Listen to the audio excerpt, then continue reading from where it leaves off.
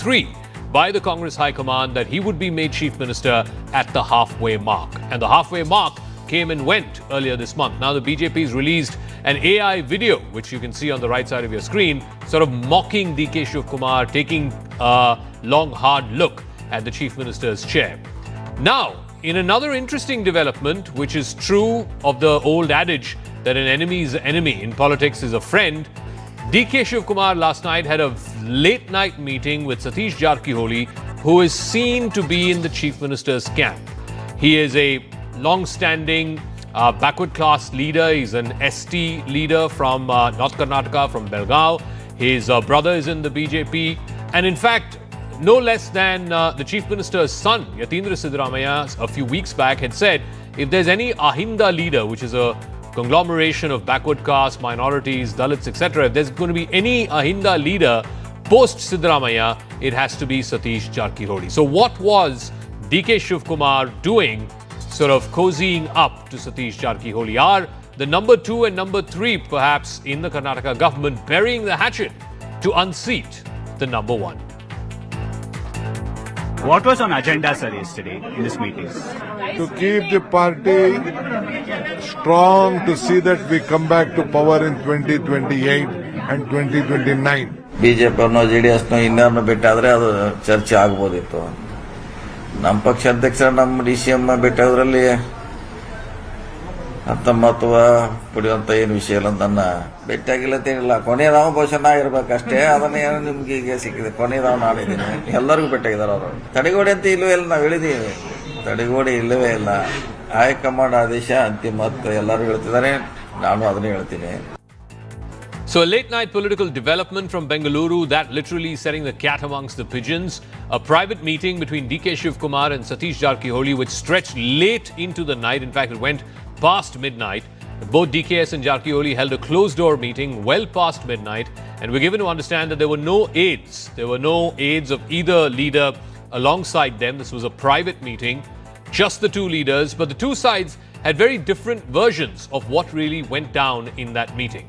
Satish Jarkiholi is a loyalist of Siddaramaiah. He hails from Belgaum. He's a backward caste leader. Perhaps many are looking at him as the future Ahinda leader of Karnataka post Siddaramaiah. He said that he's firmly in the Chief Minister's camp, no doubt. Sources close to DK Shiv Kumar saying that the focus of this meeting was what happens next, who comes after Siddaramaiah and who will take on the mantle after 2028 and 2029. And positioning Jarkiholi as an Ahinda leader in the state, what does that mean for DK Shiv Kumar, who's a Bukkaliga? Let's listen into some perspective from my colleague Harish, and then we'll open this up to our panelists as well. In a significant development in the ongoing leadership tussle saga in Karnataka, DK Shiv Kumar met Satish Jarkiholi, somebody who is now seen as the political inheritor of Siddaramaiah's legacy, somebody who's also vying to be the next Ahinda leader in Karnataka. In the meeting, we understand that DK Shiv Kumar spoke about how the party should be prepared for a time or an election where Siddaramaiah perhaps might not be contesting. He's also spoken about 2028 Assembly election and 2029 Lok Sabha election. We understand that DK Shiv Kumar also spoke about how Satish Jarkiholi can cement his place as the next Ahinda leader. Remember, this is coming in at a time when there was criticism that DK Shiv Kumar perhaps might not be able to take everyone along. What we also understand from sources close to Satish Jarkiholi is that he's told DK Shiv Kumar very clearly that he will continue to be a loyalist of Chief Minister Siddaramaiah, but at the same time has made it very clear that any decision that the party high command takes with regard to the ongoing leadership tussle, Satish Jarkiholi will abide by that. DK Shiv Kumar today said that he was just talking about party organization and the elections coming up in 2028 and 2029, but perhaps what has happened in the last few days can't be ignored, because he's not just met Satish Jarkiholi, he's also met other senior leaders largely identified themselves with Siddaramaiah's camp, whether it's KJ George, whether it's Zamir Ahmad Khan and various other leaders. And many see this as an attempt by DK Shiv Kumar to send out a message to the Congress High Command that he can take everyone along. So the ball is really in the party high command's court. Now, why are they dithering? Why are they not taking a decision? The party high command, the top brass, essentially Congress President Kharge, LOP Rahul Gandhi, senior Congress leader Sonia Gandhi, they are the ones who have to take this final call on what they want to do about this tricky balancing act in Karnataka. There are several possible scenarios, any one of which could go any particular way, and that could really shape the future trajectory of the state's politics. So number one is that they allow Siddaramaiah to complete his term. His term gets over in 2028. Either he leads the Congress into the election or someone else leads the Congress into the election, but he's allowed to complete his term. But there is a real risk of alienating the DK Shiv Kumar camp, which could lead to internal tussle, maybe even sabotage. There could be unrest within the party. DK may even try to split the party. We don't know. It has happened before in the past in other states. If DK Shiv Kumar is made the chief minister now, mid-term, as he says he was promised by the Congress High Command, then obviously Siddaramaiah loyalists could push back very strongly. Remember, Siddaramaiah still controls a large part of the legislative unit of the Congress party. A large number of the MLAs still very strongly back Siddaramaiah, and that could potentially trigger a revolt which could destabilize the party and the government. But the third option, which is what the Congress High Command seems to be taking at least so far, is that to try and kick the ball down the road, try and sort of dilly-dally, try and drag their feet. That further delay in taking a decision is only risking governance paralysis, eroding public trust, and it could even lead to more defections, undermining the party's position in the state. Right now, the Congress, mind you, is only in power in just 3 states across the country, Karnataka being the biggest of it. They can ill afford to lose their grip on power in the biggest state that they are in power in, simply because they couldn't make up their mind as to who to push in the chief minister's chair.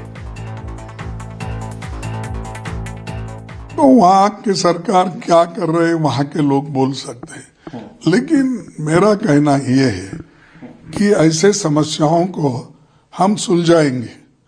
हम high command के लोग, मैं हूँ, हमारे राहुल जी हैं, हमारे नेता, श्रेष्ठ नेता सोनिया गांधी जी है. हम बैठ के सोच के उसको कुछ किस ढंग से क्या कर रहे हैं, कैसा चल रहा है, उसको क्या करना है, जो मेडिसिन देना है उसको देंगे उसके तहत. What medicine needs to be given will be given. Well, prophetic words. Let's see what that actually means. I want to go across to Mr. Bhaskar Rao, spokesperson of the Karnataka BJP. Sanket Yanagi, political analyst, is also joining us. Mr. Yanagi, let me start with you first. Very interesting late-night meeting, a meeting that went well past midnight between the so-called number 2 and number 3 in the government in Karnataka. Mr. DK Shiv Kumar goes to the residence of Mr. Satish Jarkioli. Just a few weeks ago, no less than the chief minister's son himself said that Satish Jarkioli could be a post-Siddaramaiah Ahinda leader in Karnataka. What is going on? Is number 2 and number 3 trying to come together to unseat number 1? Okay. Should, or Yeah, it's for Mr. Yanagi, yeah. Yes. Where there is a democracy, there would always be freedom of speech. Each one would be entitled to express their own views as per their own whims and fancies. Sometimes it is with responsibility, sometimes without responsibility. The one which is without responsibility, it will be tackled by the one who is holding the control over it, number one. But where there is no, there is a superiority or there is a dictatorship, all these things are not seen because everyone would be fearing of the dictator. But insofar as Congress is concerned, I don't think there is any dictator, number one. There seems to be, at least there is some political discourse is left out, but the way it is going on may not be so suitable to a circumstance. Sir, there's no decision also. That's the problem. There's no decision making. Could be, there would be some decisions, but not been taken or not been expressed. That could be the reason. But where so we talk about the democracy, each one is entitled to claim the position. Each one is equal. Each one is entitled to claim the position, irrespective of whether he is capable or not. Sir, so in that case, it's a question of, see, I'll break it down in a nutshell for you. Mr. DK Shiv Kumar has been saying privately to everybody that in 2023, when the Congress party won the election in Karnataka, he was given an assurance by the top brass, the high command of the Congress party, that he will get the top job after 2.5 years in power. He's been saying this consistently. Now, either the Congress high command has had a rethink, they don't want to make DK the chief minister, and they say, okay, Mr. Siddaramaiah will continue till 2028 and then we'll decide who the future heir is of the Congress party in Karnataka. That's an upfront thing to say. But just to drag their feet, and then Mr. Kharge says, whatever medicine is required, we will give the medicine. He's not a doctor. These guys are not patients. Come on. No, that medicine could be something where they may be thinking of disciplined reactions, or they may be pursuing some warnings, or they may be issuing some notices, because it is an embarrassment to the party as well because of the recent debacles in the other states. That could be one reason he might have meant for. But otherwise also, looking at the development of the state is concerned, this is not a good signal. Development is at the back seat, and one has to take it. Is that a backseat? Because, the focus is on this whole jockeying for the top post. Mr. Bhaskar Rao, the point is that the Congress is saying the BJP does not have to do anything because you have to mind your own business. This is an internal Congress matter. You are busy making AI videos of Mr. D.K. Shivkumar looking lovingly at the Chief Minister's chair. He may or may not get it. We're playing that AI video that the BJP has put out today on social media. Okay. Making videos, that is not what the biggest problem which the state is facing now. The state is facing a huge constitutional crisis. And Kharge Sahab is talking about medicine. This means somebody is very, very sick and needs medicine. And if you look at this entire system, where Rahul Gandhi always flashes a copy of the constitution with him. Today is the day of the constitution, 26th of November. And it's a mockery of the constitution that people outside the constitution are now going to decide the fate of Karnataka. And here, instead of the elected people, representatives of 136 MLAs, they are absolutely helpless. Some sitting in Delhi, some sitting here, making trips here, making conjectural statements, etc., etc. And as you rightly mentioned, Zaka, that DK was assured that he's going to become the chief minister after midterm over there. Nothing politically seems to be coming over there. And the one and only person... Could that reason be, Mr. Rao, that at the end of the day, as you said, whoever is the leader of the legislature party, whoever has the majority support of the MLAs, goes on to become chief minister? Maybe D.K. Shivkumar does not have the majority MLA support. That continues to be with Siddaramaiah. Zaka, you will see that earlier we used to observe that there used to be horse trading among different political parties. Now there seems to be horse trading inside the political parties where people are being paid huge sums to go and talk nice and talk good about it. And they are not being entertained in the headquarters. That's a different thing.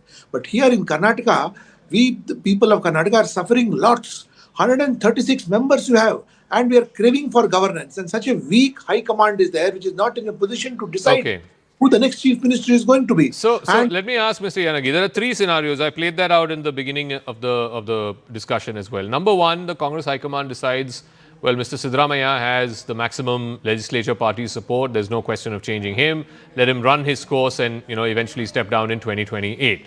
If that is the case, then they need to come out and say that clearly. Maybe they're not coming out and saying that clearly, because if they say it publicly, then what happens to DK? What if DK splits the party? What if DK joins the BJP? I don't know if the BJP will welcome him. I don't know that. But, why should he hang around for another 2.5 years if he knows that he has no prospect of the chief minister's chair? That's scenario number one. Scenario number two is they take that risk, even if majority legislatures are not supporting Mr. Shivkumar right now. If the High Command takes that decision, then obviously a lot of them will fall in line. And the High Command takes the decision that, we have to go for younger blood and we make Mr. D.K. Shivkumar. But then what happens to Ahinda? What happens to this large conglomeration of backward castes, minorities, Dalits, etc., this sort of vote bank that Siddaramaiah had made? And a large number of MLAs also happen to be from one of the other member of that bloc. So what happens there? Will there again be internal rebellion? So, Mr. Yanagi, the Congress High Command is caught between a rock and a hard place. They can't choose option one or option two.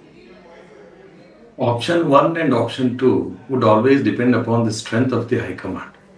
If the High Command is very powerful, it will take the decision which is reasonable and which is suitable for everyone and also for the High Command, apart from the welfare of the state. Then it will impose that decision on the state and the state leaders, which they are bound to accept. That's option number 1, where the High Command is very powerful or is in having the control of several states and they can do anything and everything.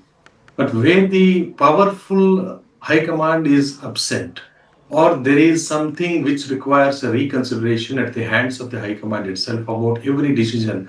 They themselves are in the stage of reconsideration of certain decisions which they might have taken in respect of other states.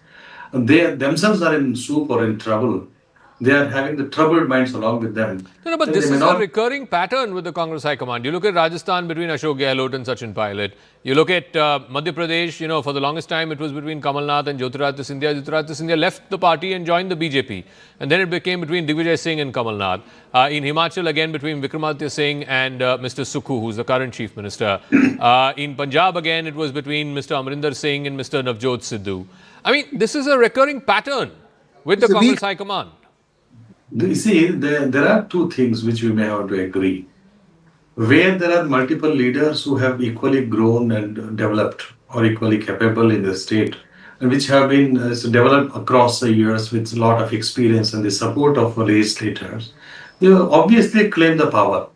And if they are not given any opportunity, irrespective of the fact whether they have it or otherwise, if the request has not been acceded to, demand has not been acceded to, they will either jump the ship and join the political parties which are opposite to them and try to claim the leadership there or try to claim the power there.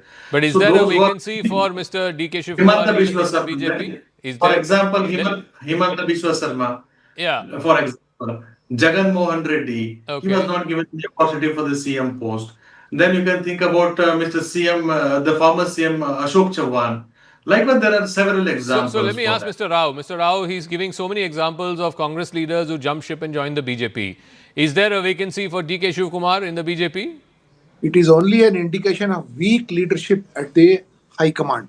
That is why someone like Mr. Kharge himself says, I will refer the matter to the High Command, knowing well he is himself the High Command over there. So the examples which he gave is only in the and you can add Hemanta Biswas also, which you have not added over there.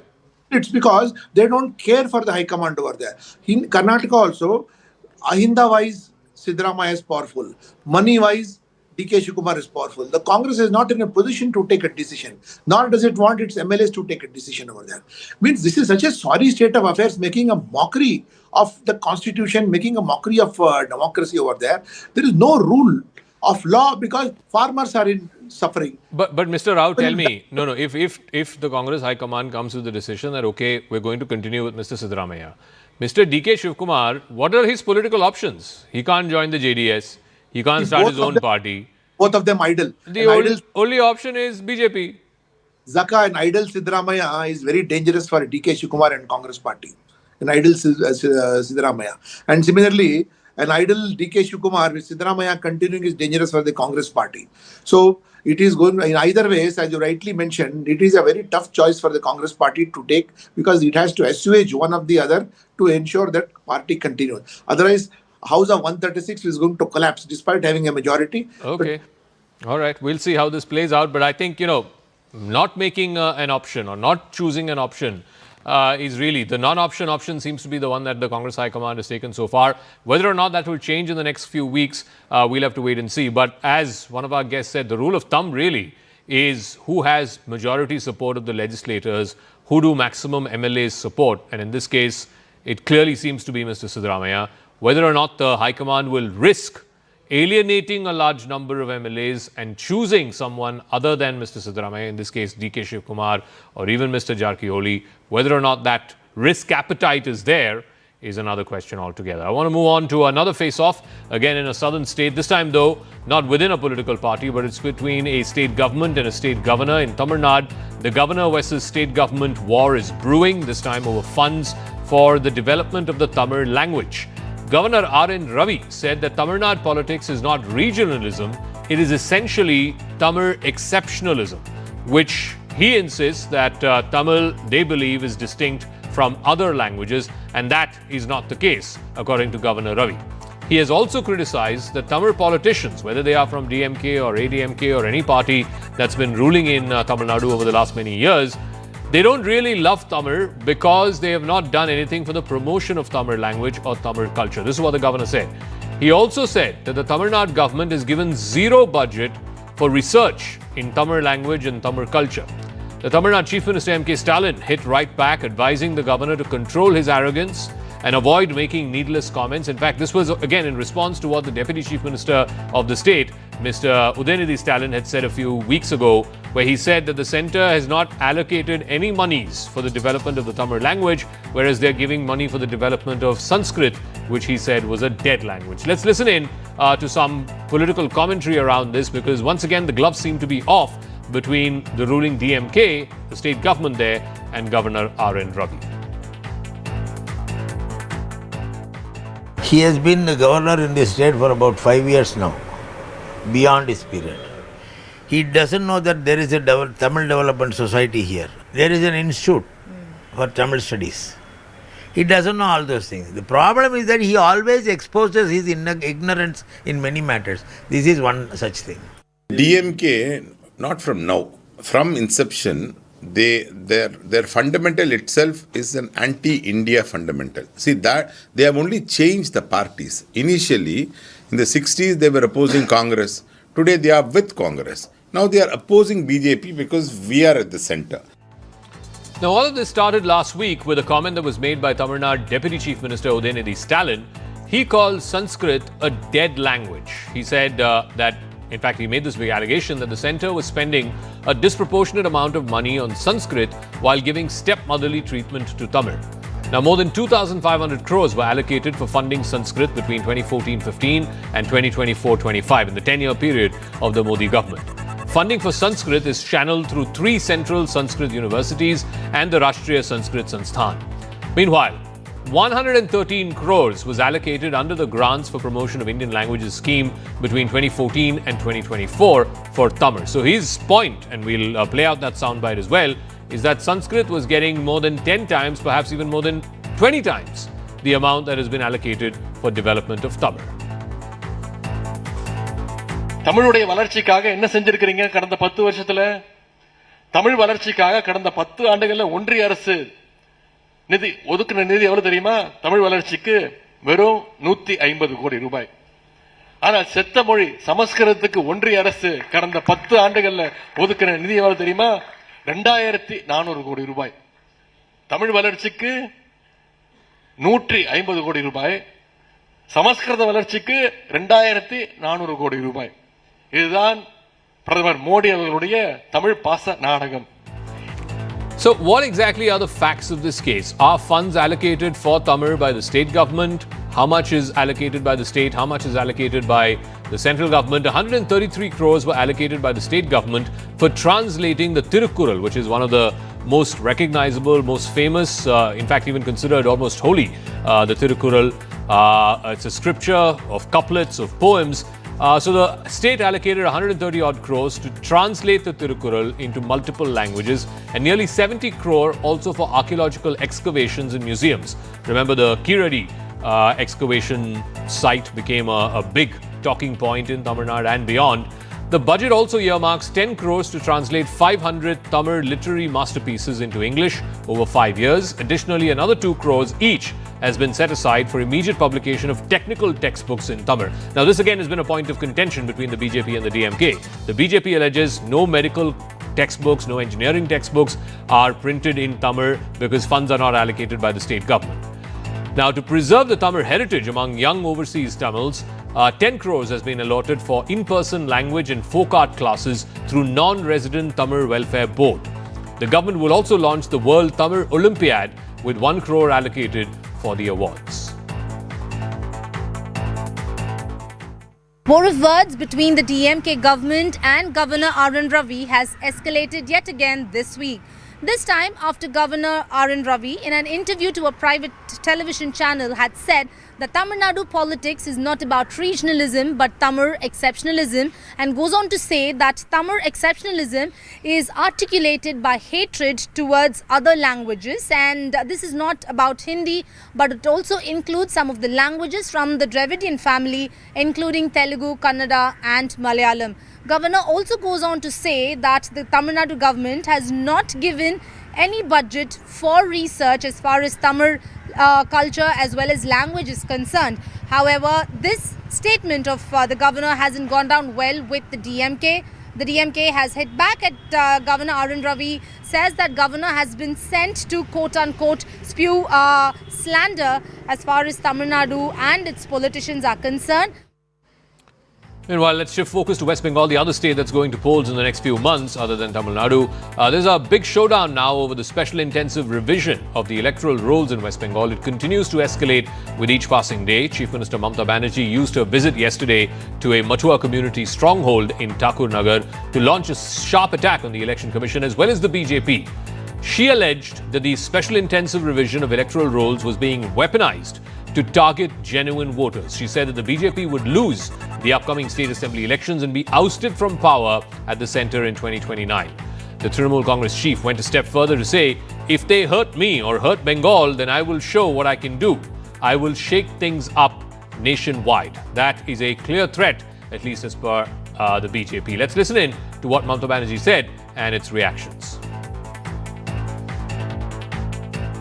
আমায় বাংলায় আঘাত করলে কারণ মানুষকে আঘাত করলে আমি মনে করি আমাকে আঘাত করছে আমাকে আঘাত করলে আমি সারা ভারতবর্ষ হিলিয়ে দেব এটা মাথায় রেখো Now, the BJP too is upping the offensive on this. A delegation of Bengal BJP leaders met officials of the Election Commission to raise concerns and give suggestions regarding the SIR exercise in Bengal. They highlighted issues relating to migration, shifting of residences, duplicate entries, and alleged ghost voters. They raised the matter of illegal Bangladeshi migrants who they believe may have entered the electoral rolls using fraudulent documents. The delegation stressed that illegal migration remains a major concern in West Bengal and could compromise the legitimacy of the voter list. The BJP delegation also requested the poll panel to assure the Matua community members and those of other Hindu groups, including Buddhists and Jains, that their names will be included in the voter list. हमने उन्हें पश्चिम बंगाल में SIR के दौरान हो रही अनियमितताओं के बारे में जानकारी दी। किस तरीके से पश्चिम बंगाल की सरकार, टीएमसी के कार्यकर्ता और मुख्यमंत्री बीएलओ पर दबाव बना रहे हैं, उसकी जानकारी हमने इलेक्शन कमीशन को दी। जितना आरोप लगाना चाहे वो लगाने दीजिए। ममता बनर्जी का विसर्जन अनिवार्य है। क्या नेशन को हिला देंगे? क्या कम्युनल टेंशन तैयार करेंगे पूरा देश में? क्या फिर से एक नया शाहीनबाग हिंदुस्तान की जनता देखने जा रहे हैं? और ममता बनर्जी का इतना क्षमता नहीं है आज। मैं एक लाइन में कहूं तो एक तरफ हम हैं जो धर्म ध्वजा संरक्षक हैं और दूसरी तरफ विपक्ष है जो घुसपैठिया संरक्षक है।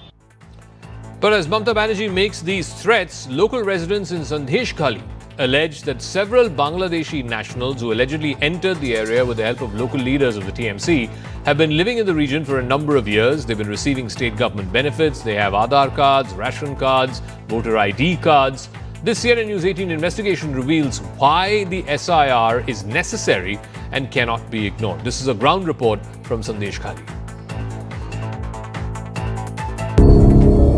আমার বাড়ি ছিল পারুলি। আমি এখান থেকে 10-15 বছর আগে আছি। ও কত বছর আগে আছে আধার কার্ড দেখলে বোঝা যাবে। আমার আধার কার্ড হয়ে গেছে, প্যান কার্ড হয়ে গেছে, খাদ্য সুরক্ষার কার্ড হয়ে গেছে। এখানে ওই শাহজাহানের ছাত্র শাহ এখানে এসেছে, তারপরে এখানে ভোটার করেছে, ভোটার লিস্ট বানিয়েছে, খাদ্য সুরক্ষার কার্ড করেছে, লক্ষ্মীর ভাণ্ডার পায়, সবই কিছু পায়, রেশন পর্যন্ত পায় এখানে। ওরকম 5-6 বছর এখানে 2-3 জন আছে, এরকম বলবে 3-4 জন আছে। বাংলাদেশে গরুহাট পারুলিয়া, ওই যে আমার স্বামী ওই পাগল, ও আমরা বহুত দিন ধরে আমি ওই তামিলনাড়ু থেকে ওনার সাথে বিয়ে করলাম।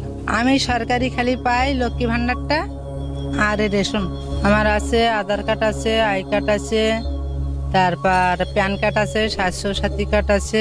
আপনারা যেটা অনেক বলছেন অনেক না, আমি অলরেডি দুজনকে আইডেন্টিফাই করেছি। একজন এসে বিগত 500 বছর আগে, আর একজনের 2002-এর ডাটা নেই, কিন্তু তার আগে নাকি ছিল, এটা আমি শুনলাম।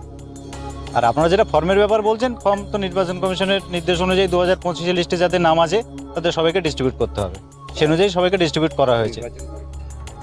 So the last man you heard there was a local resident in Sandeshkhali, and a lot of people there, the locals there, have been saying There are a number of instances of people who came from Bangladesh who stayed there in the local area for a number of years and who now have their citizens' ID cards, their Aadhaar cards, and even voter ID cards. And even now, they are finding their names in the SIR, and they're using fraudulent means to ensure that their names are entered into the SIR. And they're also accusing the local strongman there, Shahjahan Sheikh, who was also accused in the rape that happened, the multiple gang rape cases that came up from Sandesh Kali a few months ago.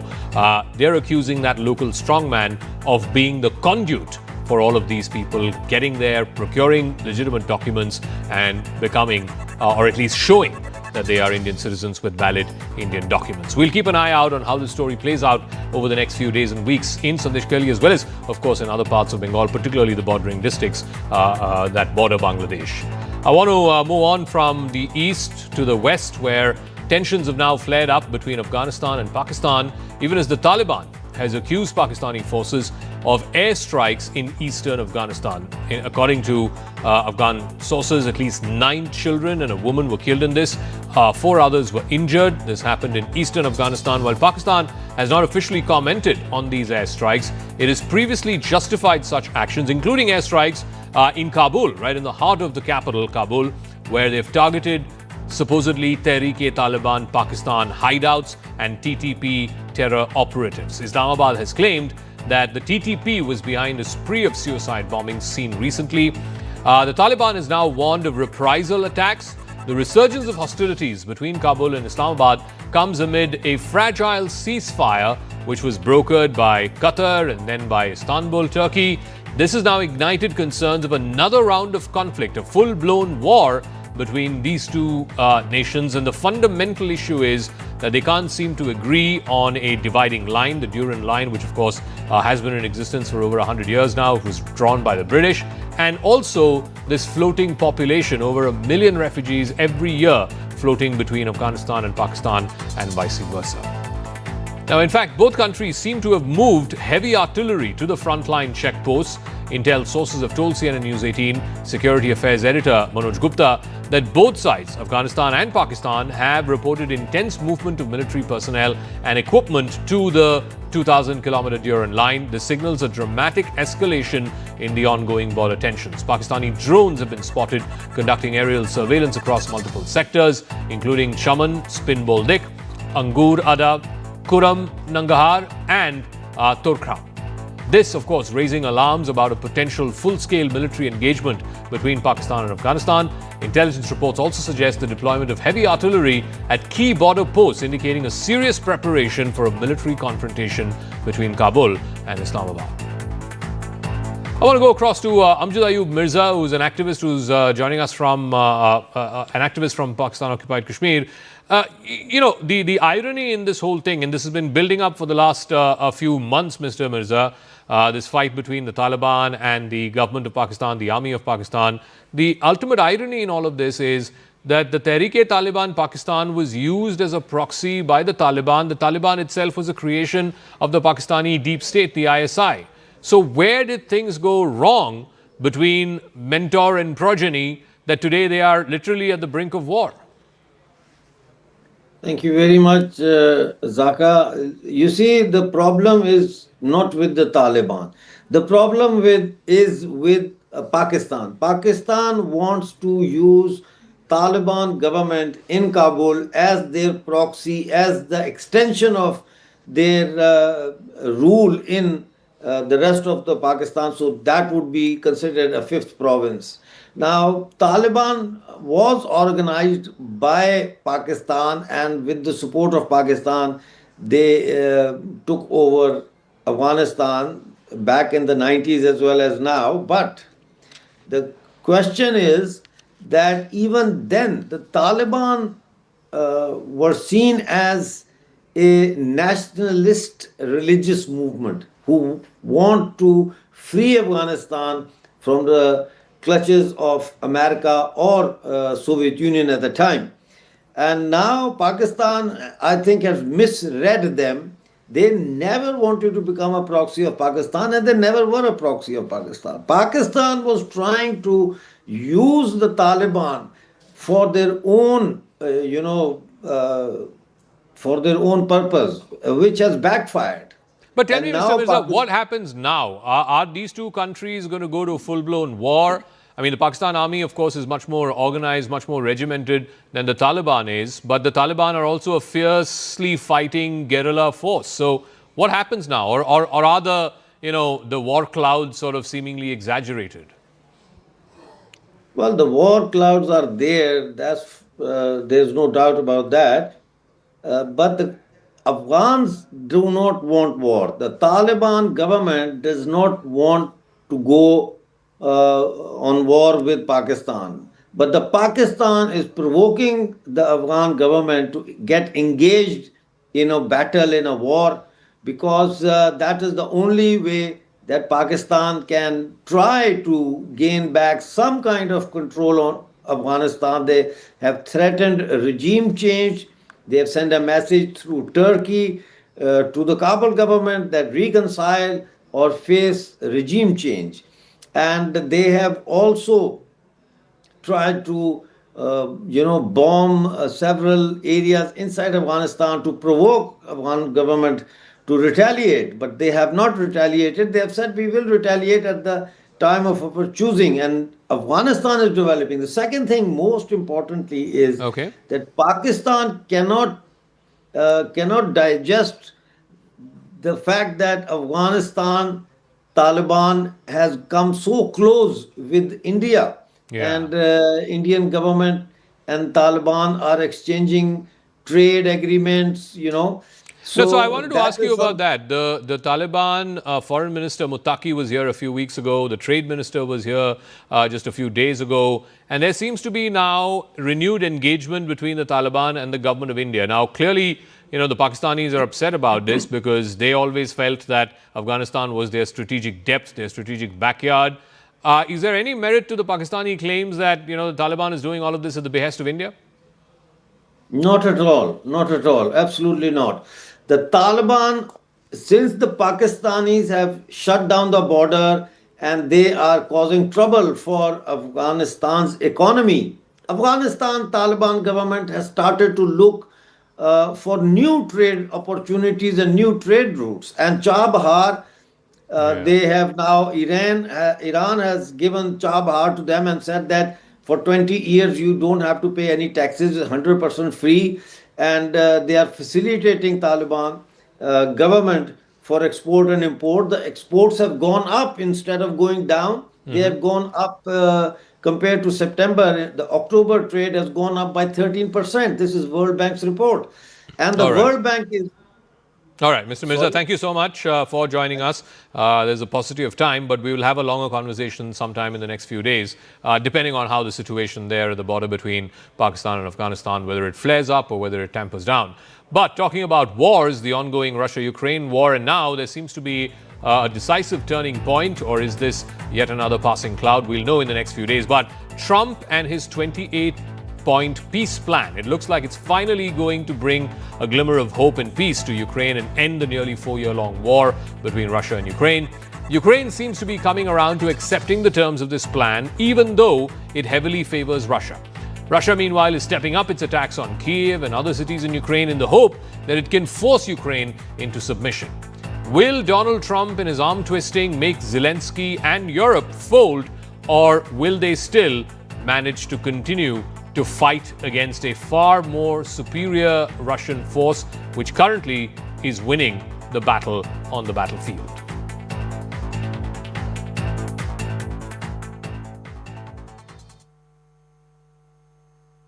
America jump-started its plans to end the nearly 4-year-old Ukraine war when it presented a 28-point peace plan last week. There's been a lot of criticism thereafter that much of Trump's peace plan echoed the talking points of the Kremlin. Nonetheless, after multiple rounds of talks over the weekend and beyond, the 28-point peace plan was reduced to less than 20 points, and now all sides seem to be coming closer to a common ground. Trump said in a social media post that there are only a few remaining points of disagreement on his peace proposal. He also said that he was sending Steve Witkoff, his special envoy, to meet with Russia's President Vladimir Putin in Moscow. Trump also said that he was sending Daniel Driscoll, who is the US Army Secretary, to meet with Ukrainian officials. But Trump did add a word of caution. He said he plans to meet with President Putin soon, but only after a deal is finalized or is near finalization. American and Russian officials held talks on Tuesday in Abu Dhabi about this proposed deal. This deal, of course, heavily favors Russia. Ukraine has indicated that its President Volodymyr Zelensky was prepared to go to Washington to finalize the deal with Trump. Secretary Rubio, Special Envoy Witkoff, the whole team really worked through the points of that 28-point peace plan that the United States authored with input from both sides, the Russians and the Ukrainians. And ultimately, the vast majority of these points have been agreed upon. The Ukrainians have worked on language with us together, and you heard that from their delegation directly yesterday. So we feel as though we're in a very good place. Of course, we have to make sure that all of these points are agreed to, and then, of course, we're going to have to make sure the other party in this war, the Russians, agree to them as well. Separately, there was some embarrassment for the Trump administration after a Bloomberg story about some leaked audio conversations between Steve Witkoff, Trump's special envoy, and a senior Russian official. In the leaked audio, Witkoff reportedly was on a phone call last month with senior Kremlin official Yuri Ushakov. In the conversation, Witkoff is heard telling Ushakov on how to pitch a peace plan before Donald Trump. It paints Trump as a leader who can very easily get flattered. Witkoff also suggests that it should be similar to the 20-point peace plan in Gaza, which he had helped clinch. This conversation, for the very first time, offers direct insight into Trump's recent tactics when it comes to negotiating with Russia. This phone call appears to be the genesis of the 28-point peace proposal put forth by Trump. Now, Witkoff says Jared Kushner, Trump's son-in-law, was the original author of this plan. Both Witkoff and Kushner had helped negotiate the Gaza peace plan. This after a lot of back and forth between the State Department and then Secretary Rubio, a bunch of senators. Initially, it seemed like this was not drafted by the White House, only for the State Department and for Secretary of State Marco Rubio to walk back on those comments later. Well, that was just a map. All that was is a map. That was not a plan. It was a concept. And from there, they've taken each one of the 28 points, and then you got down to 22 points. A lot of them were solved, and actually very favorably solved. So we'll see what happens. Do you think that Ukraine was being asked to give too much land back to Russia? I know at one point you said they shouldn't have to give any back. It's really up. Look, the way it's going, if you look, it's just moving in one direction. So eventually that's land that over the next couple of months might be gotten by Russia anyway. So do you want to fight and lose another 50, 60,000 people? Or do you want to do something now? In some cases, the land is going in the other direction. So they're negotiating, they're trying to get it done. But there is nothing to suggest that Putin would agree to the terms of the deal, even if it is heavily favorable to the Kremlin. Putin said earlier this month that he believed the American plan could be the basis of a peace settlement. He told senior officials at a meeting of the Russian Security Council that the peace plan had not been discussed in detail yet with America. But he also stressed that Moscow had received a copy of this peace plan.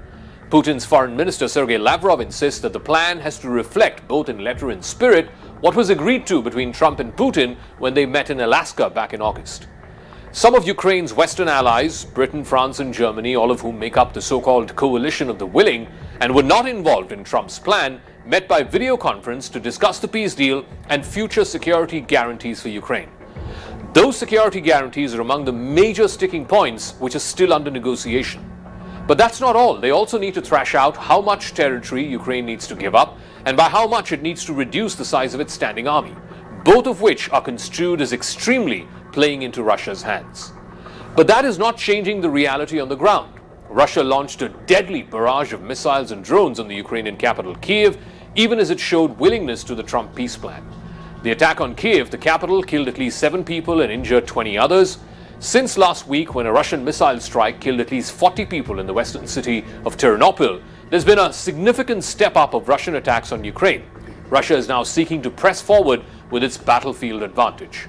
Russia has also been closing in on the eastern city of Pokrovsk, which is critical for it to establish control over all of the Donetsk region.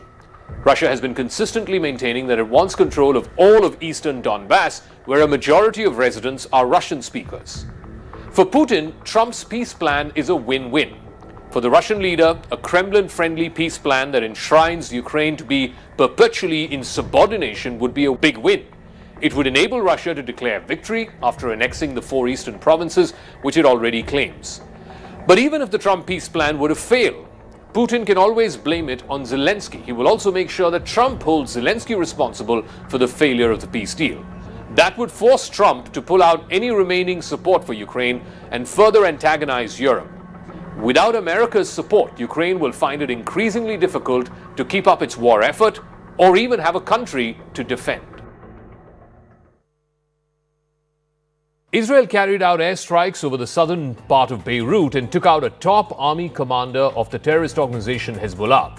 The military chief of staff, Haitham Ali Tabatabai, was known for carrying out terror attacks against Israeli targets in the region. He had a $5 million bounty on his head. But the killing of this terrorist is now threatening to reignite the war between Israel and Hezbollah all over again, and that puts what is already a shaky ceasefire on even more shakier ground.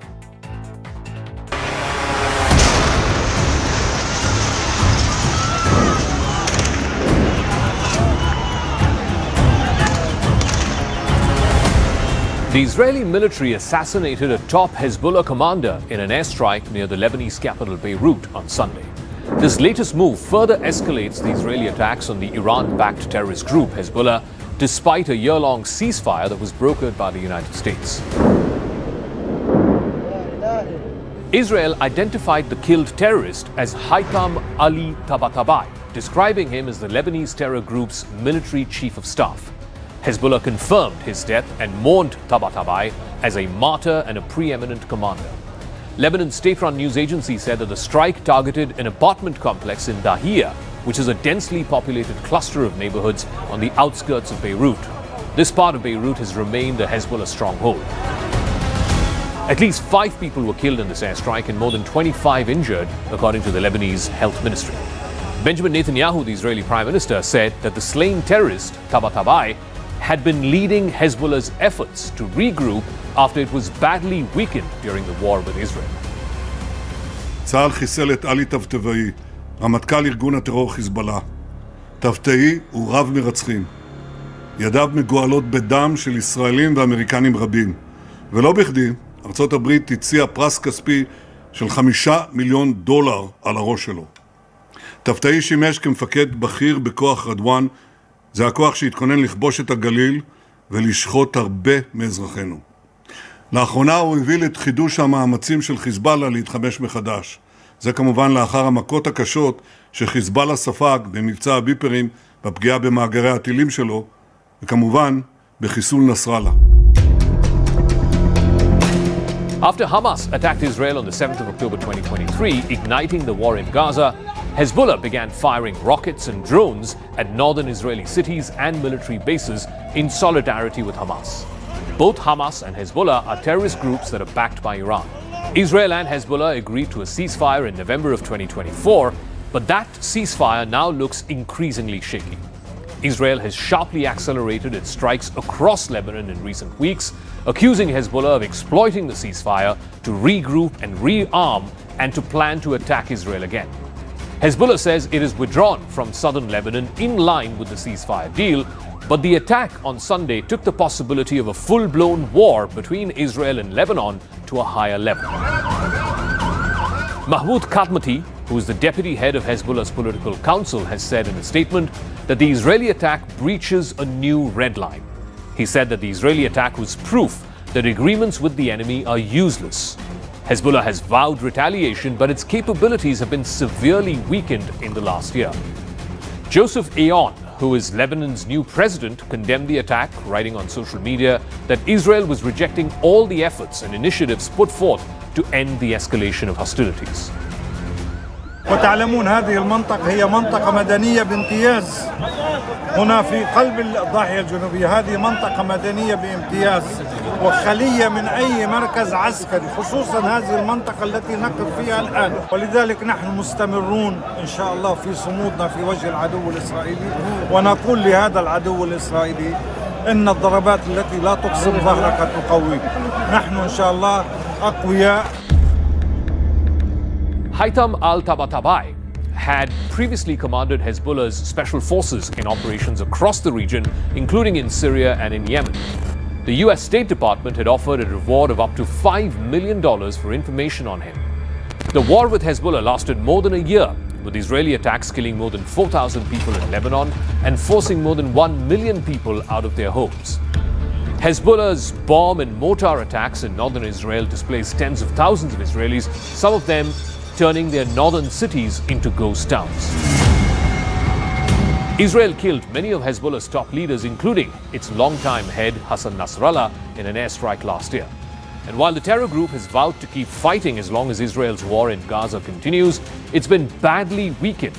It eventually agreed to this ceasefire back in November of 2024, a couple of months after the killing of Nasrallah. A year since then, though, things have been far from quiet.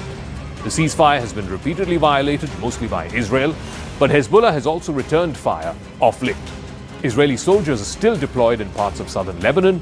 Israeli forces have bombarded sites across Lebanon almost on a daily basis, saying it was to prevent Hezbollah from rearming and regrouping. American and Israeli officials had hoped that the new Lebanese president, Joseph Aoun, who assumed Lebanese presidency earlier this year, would crack down on Hezbollah. His government had pledged to disarm all armed groups in Lebanon by the end of 2025, but now that looks highly unlikely. So far, Hezbollah has resisted any calls to lay down its weapons, and Lebanon's new government is hesitant to disarm the group by force, fearing it could ignite internal conflict and civil chaos. This has led Israeli officials to express growing frustration with the pace of disarmament. Israel appears to hope that the Lebanese government took the killing of this military commander Haitham al-Tabatabai as a message. Start cracking down on Hezbollah in right earnest, or face more attacks like the airstrike over Beirut. The question is, will the new Lebanese government force its writ on the terror group that is Hezbollah, or will it get consumed by internal strife?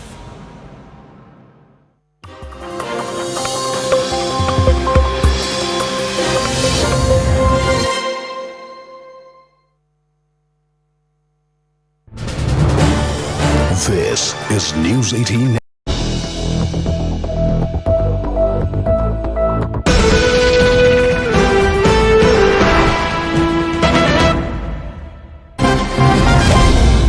And we are getting some important piece of breaking news from the cricketing field, where this is a match between India and South Africa. This is the second test, and India unfortunately has lost by a whopping 408 runs. My colleague Shivani Gupta with more on this. Shivani, a heartbreaking attempt at in fact taking on South Africa. 408 runs is the margin that we are talking about as far as India's losing is concerned. Yes, this is the heaviest defeat for India in a test match in terms of runs, and certainly ignominy that has been piled on the Indian team by the visitors, the South African team. They have not just won, mind you, this two-match series 2-0, but they've also won it very, very comprehensively. India was not a contest in this test series at all. Yes, a lot of the attention went on the pitch and the spin conditions in the first match, but here as well, even if the pitch was not as quote-unquote problematic, India couldn't really stand up to the South African bowlers, and a lot of questions will be asked on not just the quality of the Indian batting lineup, but what is going on as far as the dressing room is concerned, the team selection to begin with, and just the vision that the team should have, particularly for a series at home, because for a very long time we have been nearly unbeatable at home, but South Africa is one of those teams that has managed to beat India twice in the last 25 years at home. So something was certainly not very right as far as this test series is concerned. Yes, there was that injury to Shubman Gill in the first match that could have been the difference between a win and a loss, but you cannot really depend on just one batsman alone, even if that happens to be your talismanic captain. Overall, there has been, I think, a little bit of inexperience that has shown out. Number 3, 4, 5 positions seem to be completely in disarray. A lot of, remember, these are series that are being played for the first time since the likes of Pujara, Rohit Sharma, Virat Kohli, Ashwin have not been in the side. This is a rebuilding phase, but still this loss and the manner of this loss has come in as a bit of a, as a bit of a jolt to Indian cricket. But is it really, Shivani? Because there have been very many statements that have been made, like, for example, Ravindra Jadeja saying how this loss is not going to be impacting their next tournament that is taking place in Sri Lanka. What do you make of such statements that is coming in right ahead of, and also after the losses, we will see more and more players possibly reacting, because this is a calamity that we are talking about as far as Team India is concerned. Yes, obviously, any member of the team will try to put it in perspective and will try to downplay what has transpired in this test series. But it is one of the worst defeats that we've had, and overall the test series has also kind of been has put dirt on our face, to use that phrase, because the first match was a shocker. The pitch conditions that allegedly were asked for were a shocker, and then in the second match, Guwahati being a debutant test match venue, hasn't been any great. The problem is that in India you are expected to, of course, trouble the visiting teams, but it seems like we weren't up to the mark, both in terms of our batting and in terms of our bowling. Right. And we are getting some important piece of breaking news from the cricketing field, where this is a match between India and South Africa. This is the second test, and India unfortunately has lost by a whopping 408 runs. My colleague Shivani Gupta with more on this. Shivani, a heartbreaking attempt at in fact taking on South Africa. 408 runs is the margin that we are talking about as far as India's losing is concerned. Yes, this is the heaviest defeat for India in a test match in terms of runs, and certainly ignominy that has been piled on the Indian team by the visitors, the South African team. They have not just won, mind you, this two-match series 2-0, but they've also won it very, very comprehensively. India was not a contest in this test series at all. Yes, a lot of the attention went on the pitch and the spin conditions in the first match, but here as well, even if the pitch was not as quote-unquote problematic, India couldn't really stand up to the South African bowlers, and a lot of questions will be asked on not just the quality of the Indian batting lineup, but what is going on as far as the dressing room is concerned, the team selection to begin with, and